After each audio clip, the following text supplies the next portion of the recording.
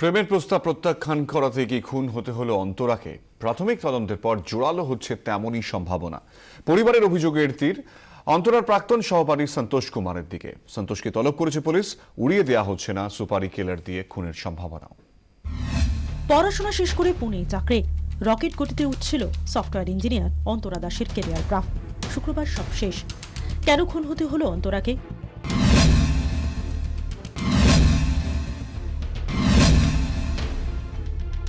প্রেমের প্রস্তাব ফেরানোর মাসুলি কি গুনতে হলো অন্তরাকে? প্রাথমিক তদন্তের পর মোটের উপর নিশ্চিত পুনে পুলিশ। তাদের সন্দেহ অন্তরার একসময় সহপাঠী সন্তোষ কুমারের দিকে। বেঙ্গালুরুতে পড়ার সময় অন্তরার সঙ্গে পরিচয় হয় সন্তোষের। অন্তরার পরিবারের দাবি, তাদের মেয়েকে প্রপোজ করে সন্তোষ, কিন্তু বার্তা দেননি অন্তরা।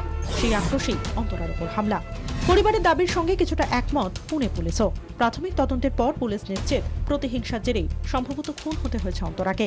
কারণ এতটাই আগে থেকেই অন্তরার অফিস থেকে বেরোনোর সময় জানতো। অফিস থেকে বেরোনোর 100 মিটারের মধ্যেই খুন করা হয় তাকে। হামলার জন্য বেছে নেওয়া হয় নির্জন ফুটপাত, যেখানে সিসিটিভি ক্যামেরা ছিল না। ইতিমধ্যেই হদিশ মিলেছে এক প্রত্যক্ষদর্শীরও। তার বয়ান অনুযায়ী সেদিন রাত 8:30 নাগাদ নির্জন ফুটপাত দিয়ে একাই হাঁটছিলেন অন্তরা। সে সময় এক যুবক তার উপর পেছন থেকে ঝাঁপিয়ে পড়ে। उस लड़के के हाथ में कुछ तो हथियार था और वो पेड़ के आड़ से उसका चेहरा नहीं दिखा।